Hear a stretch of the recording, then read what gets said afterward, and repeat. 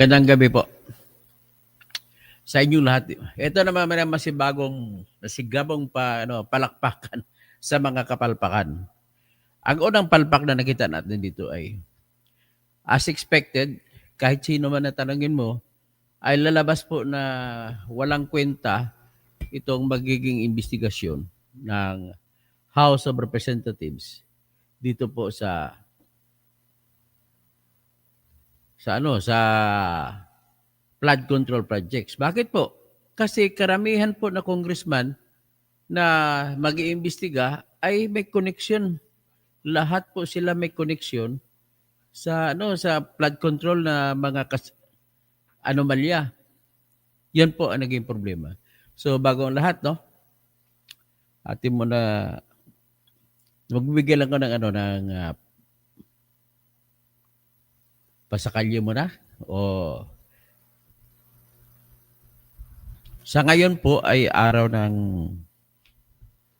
ano ba ngayon? Pizza 2. Ngayon po ay Pizza 2. Ngayon po ay dapat in bank day ng Supreme Court. Sa mga abogado na nakakaalam, importante po ang Martes. Ang Martes po kasi ay araw ng en bank ng Supreme Court na kung saan pag ikaw may pinapile doon sa Supreme Court, yun po ang iyong habulin. So, Reyes, magandang umaga, magandang gabi po. May babasahin lamang ako dito na medyo interesting din ang notes, no? This is coming from Attorney Abad. Tinetext niya sa akin. Sabi niya, paano ba mga magnanakaw dito sa peaking government? Peaking government ang tawag sa pamahalaan natin sa ngayon. Nabulok, headed by BBM. Idiot, kunwari na tao.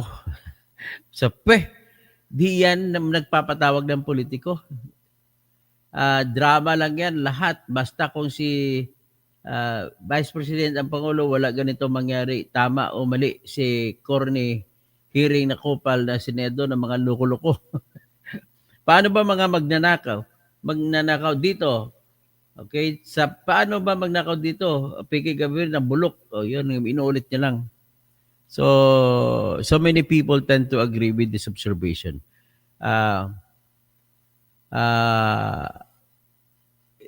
Basahin ko lang yung nag-text ang aking uncle, no?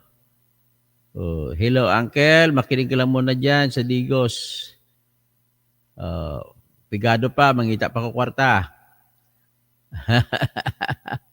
So, anyway, naniningil na ang RCBC sa akin.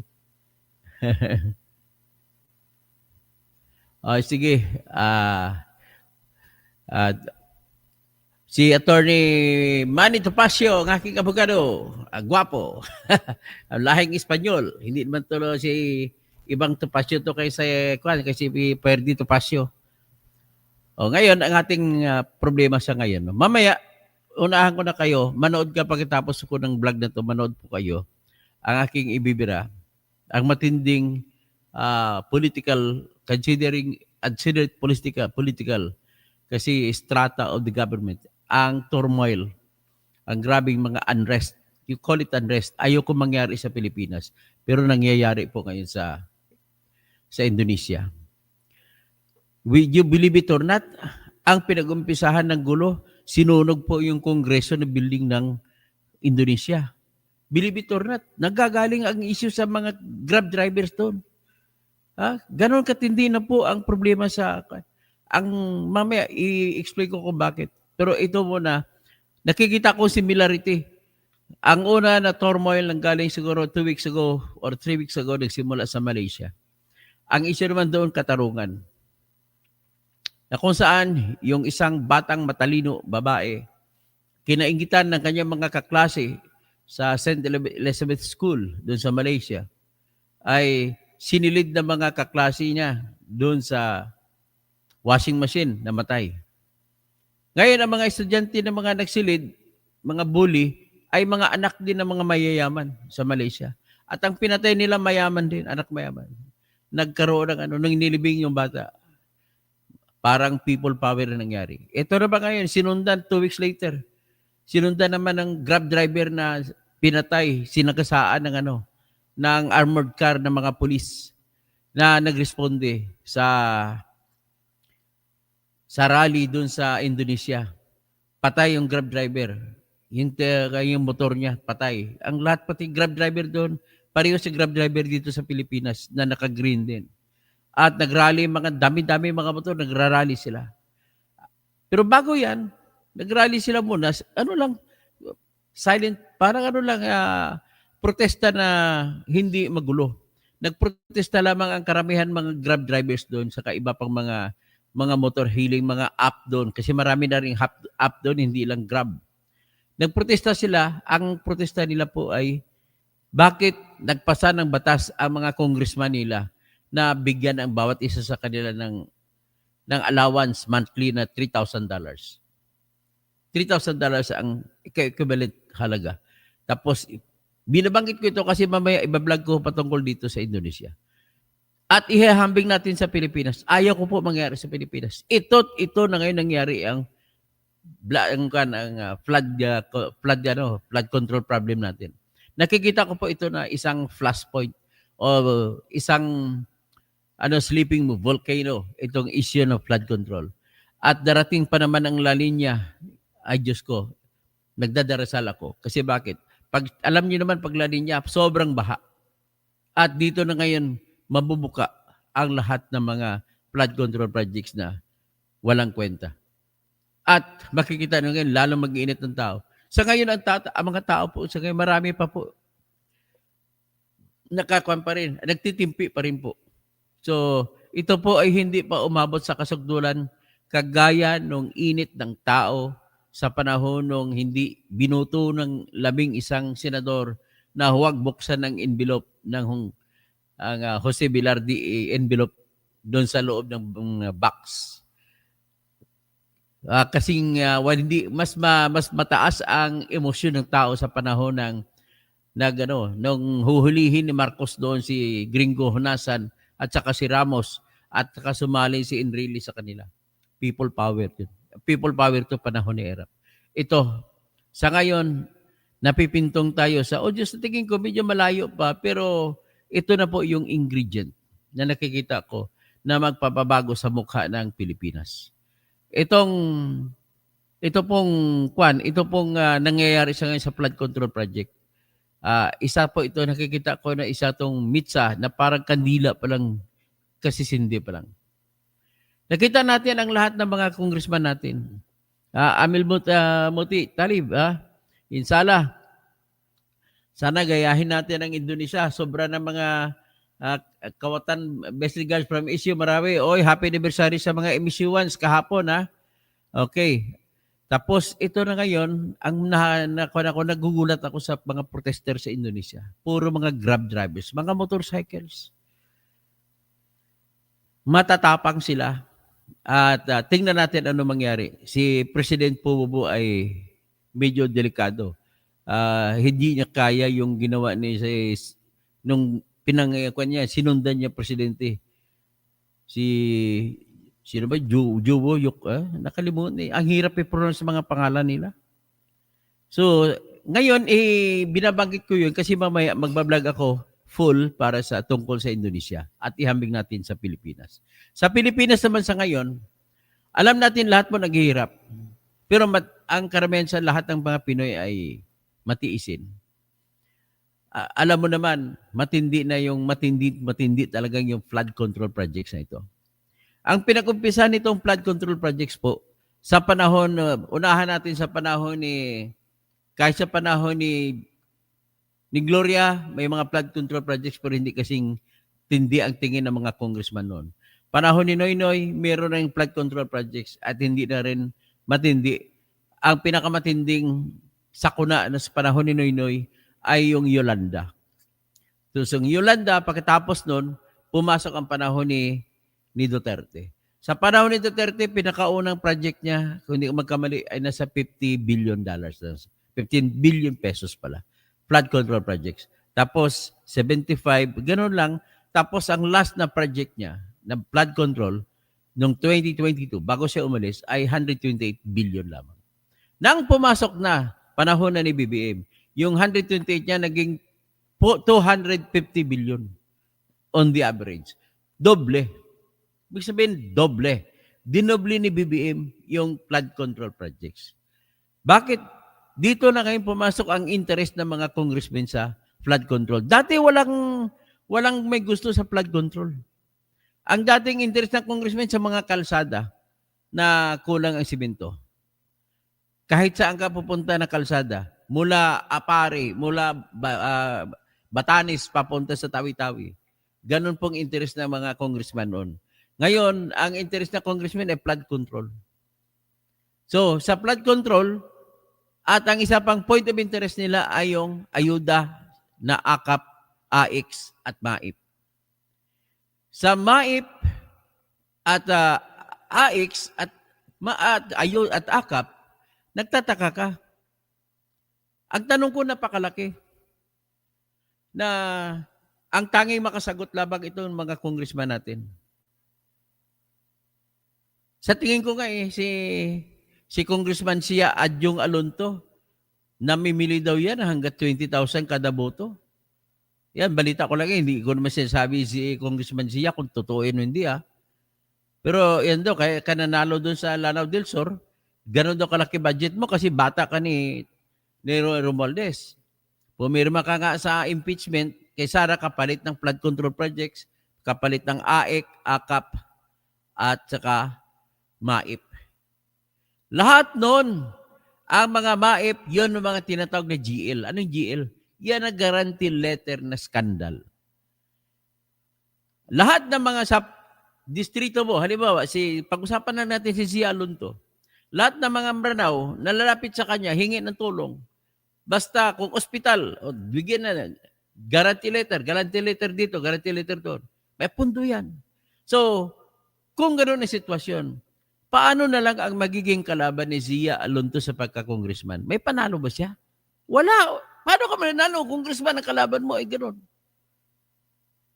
Pagkatapos diyan, anyway, sinasample ko lang si Zia Alonto. Kasi pariho naman sila lahat na congressman sa buong Pilipinas. Basta kakampi ka ni Romualdez. Ang utak na niya ay sila rin lang nag-utak niyan. Ang may utak sa lahat ito, pinakamalaking kuha niyan si Tingog Party List. Si Romualdez. Akalain mo ba, ang sinusumiti nung huli ni Romualdez nung 2025 budget, ang sinumiti, ang inaprubahan ng National Expenditure Program ng Department of Budget and Management ay 16 billion lamang para sa House of Representatives. Mantakin mo dinagdagan ni Tamba yan sa insertion sa GAA doon sa Bicameral Conference Committee, dinagdagan niya 17 billion. So, ang nangyari, ang budget ng House of Representatives naging 33 billion. Doon nakabaon ngayon ang daming-daming mga billionis na mga confidential fund ni Tambaluslos.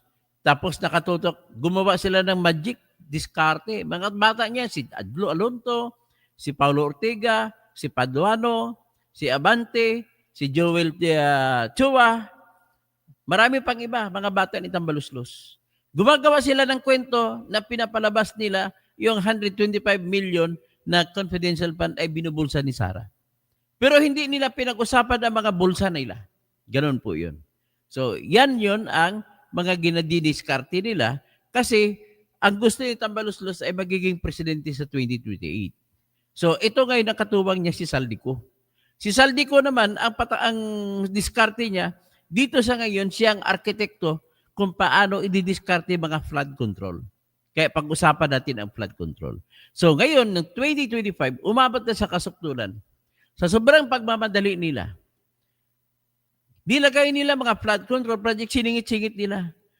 Kaya ang nangyari po, kung kayo po ay attorney or engineer na nakikinig sa akin ngayon, alam mo naman na walang project na proposal na mailatag sa mesa kung hindi pa yan na disenyo ng engineer ang proyekto. Ngayon, pag-usapan natin, karamihan na paborito nila na flood control project ay dredging, yung tatanggalan mo ng mga buhangin at bato, yung ilog para lumuwag. At ang iba, mahilig ngayon siya sa revetment, yung pampang ng ilog, Mabuti na lang sa Agus River. Hindi ko pa nakita na, hindi ko lang alam ha, matagal na ko hindi nakabalik sa MSU, Marawi. Ang Agus River kung nalagyan din ng revetment, hindi ko alam. Si Amil Muti, dali, may nadadaanan mo ba yan mula sa Balue hanggang sa Marawi? Hindi ko alam kung ang Agus River ay malaking ilog yan galing lumalabas na tubig galing sa Lanao Lake. At yan po ang nagbibigay ng kuryente sa Agus Electric Power Systems. Ang pinakahuling power system ay Agus 7 doon sa Maria Cristina Falls. Yung pinakamalaking power plant. So, hindi ko alam kung may improvement ba dyan. Okay, so, ganun ang sistema nila noon. Lagyan nila ng mahilig sila ngayon sa revetment. Ang revetment tinatawag, nilagay ng mga simento sa pampang. Makita mo sa pampang, ang purpose niya ay kung sa panahon na uulan, tataas ang tubig, kahit angat ang tubig, ay mahaharangan ngayon ng tinatawag ng revetment. Yung sa pampang nagtatabon. At kung tataas man ang tubig, haharangan ngayon, parang dam siya. Hindi siya magigiba. Tapos hanggat sa aabot sa dagat ng tubig, bababa na naman tubig, hindi ngayon babahain ang mga bahay-bahayan sa gilid at ang ating mga palayan, ang ating mga taniman ay hindi mababaha. Yan po ang kaisipan, yan po ang katwiran kung bakit naglalagay sila ng flood control projects. Ang problema ko lang, walang masama sa flood control projects. Isipin mo lang kada dam, gagawa ka ng, doon kasi nag-aral ako sa MSU Engineering, nakikita ko lagi yan, pag umuwi ako, pumunta mabakasyon ako sa Iligan, uwi ako, nakikita ko yun ng mga dam. Ang dams, tapos sa engineering pa design namin, nagdidisenyo kami ng dam na hindi siya dapat matumba ng tubig. Na kahit tataas pa ang tubig, angat mag-overflow ang tubig, hindi kayang tumbahin. Ganon din dapat ang prinsipyo sa likod kung maglalagay ka ng revetment sa sa mga pampang ng ilog para hindi tatalon ang tubig sa mga kabahayan sa labas. Kundi ang tubig ay angat lang pag maubos na papunta sa dagat ay bababa na siya. Ganon sana yung kaisipan ng revetment. Ang problema, pag makita mo sample sa pinakamatindi na sample ay sa Oriental Mindoro. Occidental, hindi natin nakita, pero ganun din kasimple. Sa ibang lugar, kahit nga sa lugar sa Leyte kay Richard Gomez, tinitira pa siya ng mayor na Matagkob. Kasi yung may wall siya, natumba rin ng tubig. Lalo sa Batangas, First District, natutumba rin. Lahat ng ginawa, in short, lahat po, walang magaling na ginawa nila. Tapos, ano kakapagtataka dito na sinalansan, napakaraming projects na imaginein mo, Amil, ang length ng ilog, ang haba. Kilometro yan. Ang tanong, bakit ginawa mo chap-chap, niliit-liit mo? Ginawa mo tag 100 million para isa-isa may i-award ang kontrata. In other words, nagbidding kayo sabay-sabay, hinisa-isa. So, ganon ang ginawa. Ngayon, ang problema nila, nakita natin, na-discover nabisto na sila ni Saldico, kasi dating kontraktor siya, so kabisado niya. Ang ginawa niya, kung anong design sa Lanao na ilog, ganon din ang design ang ginawa niya sa Oriental Mindoro. Sa lahat ng lugar, isang design. Alam mo naman, kada ilog, iba-iba ang lupa. Kung mag-design nyo kami kung talagang totoo ka sa mga inhinyero, mayroon pa kami, Amil, ng tinatawag na soil analysis. Pinag-aralan namin sa MSU yan. Kailangan bago ka magdisenyo ng pundasyon, may soil analysis ka para malaman mo anong klaseng lupa ang papatungan mo. So, ibig sabihin, may ilog na malambot at may ilog na matibay ang ilalim. Ibig lang sabihin yan, hindi mo pwede gamitin ang design sa Oriental Mindoro ay gagamitin mo sa design sa Bulacan at gagamitin mo design doon sa Lanao o sa Surigao o sa kung Davao o kung saan-saan. Magkaiba kada ilog, magkaiba-iba po ang may tinatawag na unique characteristics ang bawat ilog. Makikita mo yan, ang pangpang, halos pare-pareho kasi mga buhangin. Iluluwa ng tubig ang mga buhangin. Aangat lang yan. Noong araw na wala pa, hindi pa uso mga revetment, hinahayaan na lang yung mga ilog na kumapuno panahon ng malakas ang ulan. Dadaloy. Kung hindi mo lalagyan, hayaan mo lang, maubos din yan, pupunta din yan sa dagat. Pero sa ngayon, dahil naisipan ninyo, ay kailangan natin ang mga palayan natin na sa katabi ng ilog, maprotektahan. Hindi kasi ang palay, pag tinanim mo, pag hindi pa makaharvest yan, pag binaha yan, naku sayang, hindi na maharvest ng lahat yan. Ganon po ang kaisipan dyan. Ang problema, ang disenyo na binuo ng mga engineer dito sa, halimbawa sa Mindoro, mga ilog sa Mindoro, marami kasing ilog sa Mindoro eh. Dadalhin nila yung disenyo yan, parang ginagawa nila na standard, meron kang i-length nila by 100 meters. 100 meters ang length. Oh, every 100 meters, i-award mo ngayon. Tapos kung 100 meters, kung magkano may cost per million, per meter width. Kung 100 million, parang 1 million ang isang width pababa. Ganun ang gastos niya. Ang mga ilog pa naman doon kagaya sa Davao River, mga 200 meters. Makikita nyo ba? Napakaganda ng revetment project ni Pulong Duterte. Wala, hindi nasira. At napakaganda pa ginawan pa ng pasyalan sa gilid. Ang tawag dyan esplanade. May mga plantita pa. Kulay pula pa, brick ang sahig. So mapasyalan mo talaga, pwede ka tao doon mag-jogging. Ganun ang kaisipan ng revetment, tapos may esplanade sa gilid. Hanggang ngayon, na nakita ni ba ninyo, hindi pa nasira. Ba't yung sa Mindoro, katatayo ka na bang sira na kagad? Just because yung construction method ay hindi nasunod. Kahit sabihin sa ako bilang engineer, ang standard na naman, pwede ka naman gawing standard ang revetment. Tapos, kailangan magdisenyo ako, lalagyan ko ng bakal yan. Ay, hindi ako papayag na walang bakal yan. Kasi ang function po ng konkrito, ang konkrito po ay malakas panlaban sa mga pressure force. Pag pinressure mo ang konkrito, hindi mo ma-pressure yan. May limit yan. Mataas na force ang kailangan mo para mo ma-break ang compressive strength ng isang konkrito.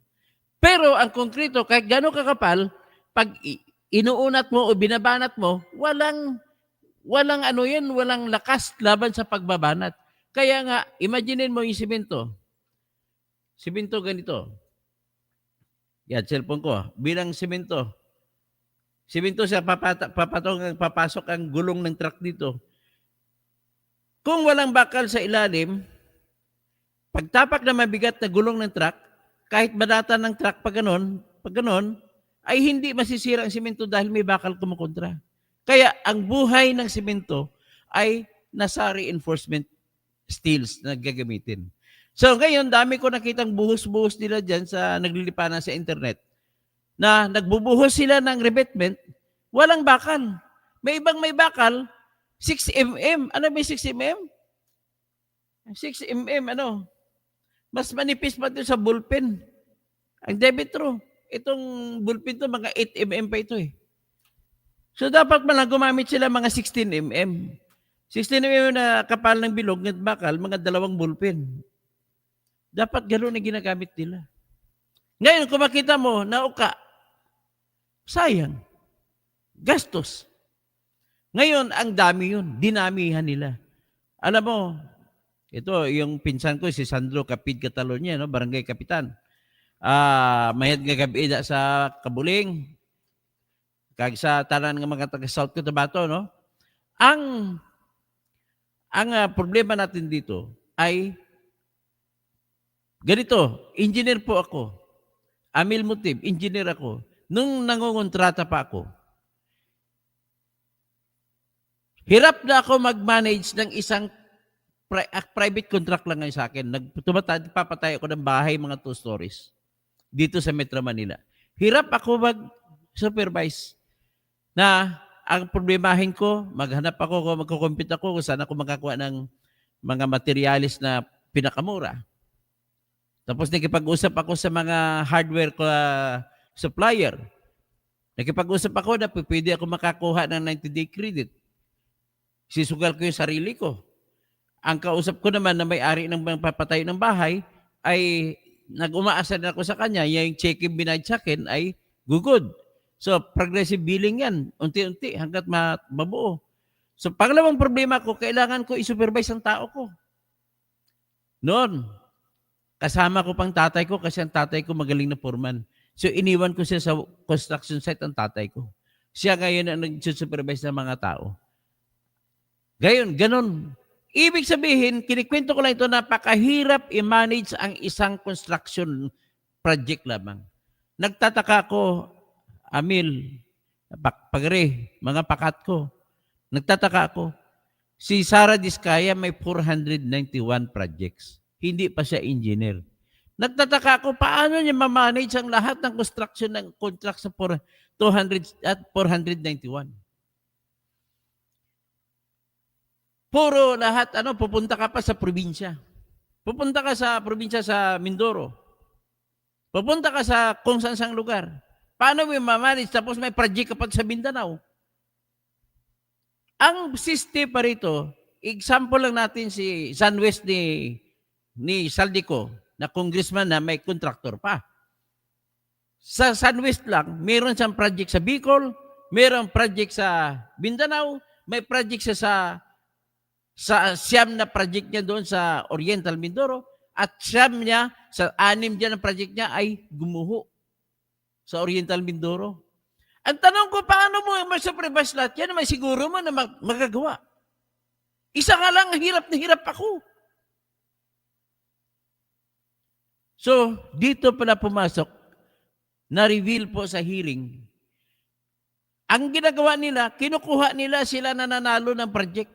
Tapos, nirerentahan pala sa kanila yung kanilang lisensya. At kagaya sa Misamis Occidental, si Henry Sevilla Oaminal, na ang congressman pa siya noon, inupahan niya, nagbayad siya sa Alpha and Omega kay Sara Diskaya para gamitin ang construction firm ni Sara Diskaya na kunwari, ito yung nakakuha ng kontrata sa Barangay Laman sa Ozami City. Yung pala, proyekto pala yun. Akala, saan ka ba naman makakita? The project of Alpha and Omega, Construction and Development. Pero, yung mga ekwipo na gumagalaw, nagdidemolish ng mga bahay, ay may pangalan HSO Construction. Anong ibig sabihin HSO? Henry Sevilla Uaminal Construction. Si HSO po ay isa lamang sa small examples sa buong Pilipinas. Ang isa pang small sample na congressman noon si Henry Sevilla Uaminal. Siya ng contractor, bilang congressman, mayroon ka ng porsyento. Ngayon, siluso ka masyado, yung kita sa construction, gusto mo hindi mapunta sa contractor, kunin mo pa. Ngayon, gagamit ka ngayon ng pangalan ng lisensya ng ibang tao. Magbabayad ka lang doon, 1 million. So ngayon, patakbuhin mo. Ang system dito, siya pang supplier. Tapos kukuha si Sevilla Uaminal ng mga buhangin at saka mga bato doon sa ilog. Hindi pa nagpapaalam sa probinsya ng quarry permit. At walang paalam-paalam sa Department of the Environment and Natural Resources. Diyan sa Pampanga, meron din kayo dyan. Yung pinaka-big time nyo dyan, si Aurelio Dong Gonzales. Di bakit hindi nyo ipapatawag ito? Total, hindi na siya congressman sa ngayon. Hinarangan ninyo kanina, si Elizaldico, kasi si Elizaldico po ang nakakaalam ng lahat. Lahat po na kontraktor na barkada at congressman na barkada ni Tambaloslos at saka ni Elizaldico, sila lamang po ang may nilalagyan ng mga proyekto. Na mga, kung walang baha sa inyong lugar, ang proyekto yung bibigay sa iyo multi-purpose building. Mga 2-story ng multi-purpose building. Ang standard yan na design niya, 19 million. Nagtataka ka? Paano mangyayari yan? Ba't inaprubahan ng Kongreso? 96,500,000 ang cost ng project sa Mindoro. Bakit? 96,500,000. Ang dami-dami, pareho-pareho ang amount. Akala ko ba, Amil, kung magbidding, bigayan ng iba-ibang presyo yan pa kung sino man nanalo. Pero bakit 96,500 ang lahat ng presyo? Ibig sabihin walang bidding nangyari. So iyan po ang kung saan ang arkitekto dyan po ay si Saldico. So kanina, nagalit natin si Congressman Toby Chanco. May kasama si Congressman Edgay Erisi na bagong congressman naman ang nagbalik lang galing sa Caloocan City. At kasama niya si Congressman Uwab na galing sa Davao City. Nag-motion sila, kasama niya si Congressman Mark Santos ng Las Piñas City na tumalo kay Cynthia Villar sa Las Piñas. Kalain mo yung motion na hinarangan ni si Janet Garin ng Iloilo, tsaka ni Abante ng Manila 6th District na hindi man lang nanalo. Pinanalo lang ng Comelec. Ganon ang pangyayari sa ating bansa, ladies and gentlemen. O isi-share ko sa inyo yung debate kanina. Nakakalunos. Isi-share ko sa inyo. Ito lang makikita nyo ng mukha ng corruption sa atin. Ngayon mamaya, after this, ipipicture ko po yung Indonesia unrest. Kumbaga, ang title nitong video na to is, I have the floor! I have the floor! Sumisigaw si Congressman Chanco kasi gusto siyang barahin. Sabi, I have the floor! I have the floor! Bakit I have the floor? Kasi gusto niya ipatugtugin sa TV, sa PowerPoint presentation, ang video, ang USB na hawak niya. May video doon ang lahat ng ebidensya laban kay Saldico. Hinarangan. So hanggang natapos na lang ang hearing, naka-George sila. Ito gusto ko sana, ano kaya ang laman ng mahiwagang USB na yun? Itong mangyayari. Makikita mo ha? Uh, Katabi. Congressman Chanco din, Congresswoman. Dito, ulitin mo Mr. na Chair. natin. Katabi ni Janet Garin, si Peking Congressman Benny Abante. Ayan. Then itong mangyayari. Congressman Chanco din, Congresswoman. Mr. Chair, yun na nga ang problema, no? Nung unang ginawa to, I was against it. How can we investigate ourselves? Tama. That is the primary question. Kayo may kasalanan, So, kung- tapos kayo imbestigahan yung sarili nyo. Yan ang punto si Toby Chanco. Isang congressman, sabi nyo kanina, kahit sino masagasaan, wala tayong sasantuhin, kahit congressman, kahit senador. Kung ang congressman hindi pa pwedeng maging resource person at hindi natin pwedeng pa-testify under oath, di ibig sabihin sa usapang to, exempted ang congressman. Ang dami-dami mo pa namang mga kontraktor dyan. Exempted ng congressman? Ay, kayo na magsalita. Kung mga giliw ko na subscribers, kung tama ba yan, pakinggan pa natin sino. So paano tayo mag-iimbestiga? Paano tayo? Number one. Huwag na kayo Number mag-imbestiga. two, Mr. Chair, here is the USB. USB yan. Sinasabi, paano nagkaroon ng insert? Yan, Under the name magpapaliwanag. Ang USB na hawak niya, magpapaliwanag kung paano nagkaroon ng singit-singit na pundo. Naimbagarabiim sa mga kapsat ko. Mga Masantos Yalabi, sa mga taga-Pangasinan, lalo ng mga kamag-anak ko dyan sa Bayambang. Congressman Saldico, ang insertion sa BICAM as proponent siya is 13,803,693,000. And we do not want to invite him as a resource person. Biro mo, 13 billion ang sa kanya lang. Tapos hindi pa imbitahin as a resource person si Saldico. Ang mahirap, kasi sabihin lang, nag-divest na daw siya. Dati siya may-ari ng Sunwest Incorporated. Ngayon, nag-divest daw siya, pero sa kanya pa rin yun. Yung tinatawag namin ng mga abogado na beneficial owner. Siya yung totoong may-ari. Ang ibig sabihin ng beneficial owner, yung totoong owner. Mr. Chair, sorry. Comsec, can you show this para lang Yeah. sabihin di ako Mr. Chair, with nag-invento? due courtesy. Wait, I have the floor. Yeah, I i-correct ko have the lang. floor. Yeah, but I have Mr. the floor. No, Mr. I Chair. have the floor. Oh, Just to, yan. on the I have the record, floor.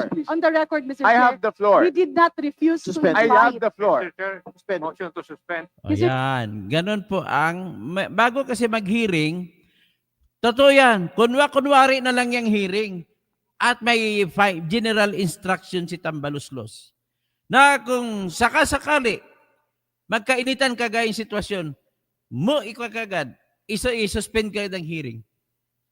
Maraming salamat, Ma'am Elizabeth Linsangan, sa iyong mga palipad. Si Oknek, no? Nakakawawa talaga mga sambayan ng Pilipino. Amil Muti Talib, cancer stage 4 na ang sitwasyon natin. Tama po.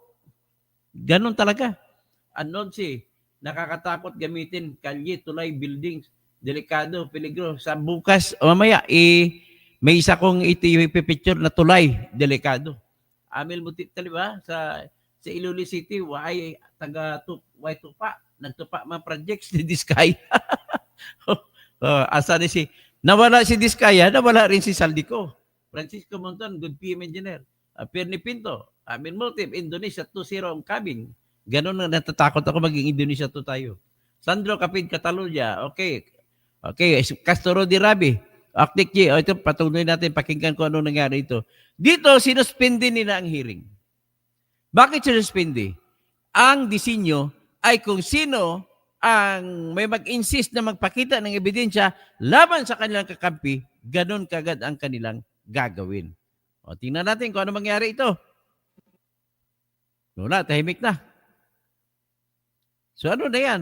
Yan po, ibig sabihin po, pilit nila itatago ang mukha ni Saldico. Bakit po?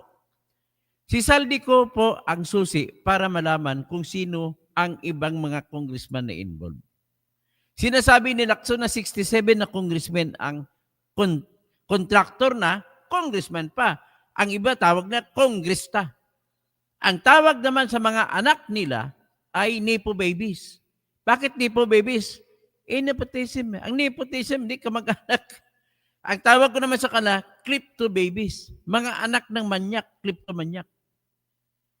Akalain mo mag-flex sila, kung ano mga flex nila, may bago ako Christian Dior, may bago ako, sasakay pa ng private plane, lalo na yung anak ni Elisa Aldicuan, Christopher Quitoco, na dating congressman ng Ako Bicol Party List. Papakita pa yan sa loob ng aeroplano, nagbibideo. Pinapakita yung aeroplano na private plane sinasakyan. Hindi pa kayo nahiya? Katas ng flood control? Tayo mga Pinoy, lalo tayo, mahilig tayo mag-flex sa ating mga nakuha na tagumpay. Yung noon, ang tagumpay, sukatan ng tagumpay, pag nakapunta ka ng Saudi, tagumpay ka. Pagbalik mo, nakabili ka ng jeep, pampasada. Nasa likod, sa estribo ng jeep, sa likod, nakalagay, katas ng Saudi. Ayun. Tapos, kung engineer ka pa Saudi, ang laki ng karatula sa likod ng jeep mo, the engineer. Ganun tayo. Pero ito ngayon ang mga nagpiplex-flex ngayon, ang pinapakita, yung mga Pilipatik na hirilo na, kung hindi ako nagmali, 25 million ang isa. Napakita ng Rolls Royce, binili ang Rolls Royce kay Sara Diskaya dahil lamang sa payong. Bumili ng Bentley na dahil lamang sa wine glass sa loob ng Bentley. Kita mo yung ugali nating mga Pilipino. Ang problema sa mga Pilipino, which is common naman, sa ngayon, nakikita ko ay pigil pa kayo ng Pilipino, natatakot pa. Pero baka darating ang Indonesia to. Kasi sa Indonesia ngayon po, ang nangunguna po ngayon sa Indonesia sa protest rally ay mga Grab drivers at saka ibang mga app drivers sa mga motor. Diyan mo makita ang the power of motorcycle riders. Ang dami-dami nila. Ang source ng kanilang protesta, bakit inaprubahan ng Kongreso ng Indonesia na dagdagan, na bigyan ng sahod kada buwan ang bawat congressman, $3,000 bawat isa. That is equivalent to 180,000 pesos sa Pilipinas. Yan na. Tapos ang minimum wage doon, mga nagrarally doon, anong punto nila? Hindi nga ninyo nagawa ng paraan na nagsasara mga paggawaan na maraming nawala ng trabaho, which is the same ang nangyayari sa Pilipinas. Abutin ba tayo magiging Indonesia 2 tayo?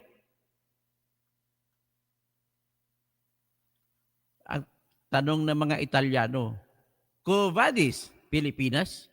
Saan ka pupunta, Pilipinas? Yan, ito tayo ngayon. Ay.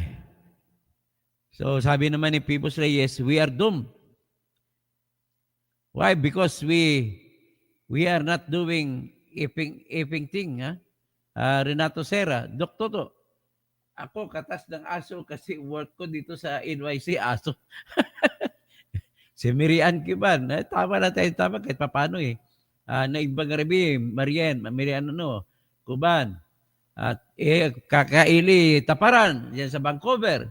Ay, nandiyan ngayon ang partner ko sa Vancouver, si Attorney Pilahio. Mi idolo, kaibigan at attorney pa rin. Para sa akin, Doc Engineer Toto C. Kausing. Salamat po. So, Magna Cum Laude 007.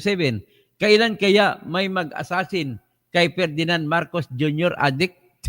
Yan ang hindi ko masasagot. Tapos, kleptomaniac babies. O, tama na ba? Dapat ganun ang tawag, kleptomaniac babies. At saka pala, yung nakaraan, August yung last din, August 20, August 30, or August 31, may bagyo sa Piñaranda sa Albay. Yung stage na ginawa ng Highton Construction ng contractor na si Christopher Quito ko, na tatay ni Claudine ko, na nag-flex-flex ng kanyang mga bahay, lahat ng mga gamit, ay natumba yung stage. Buntik mamatay ang 5 tao.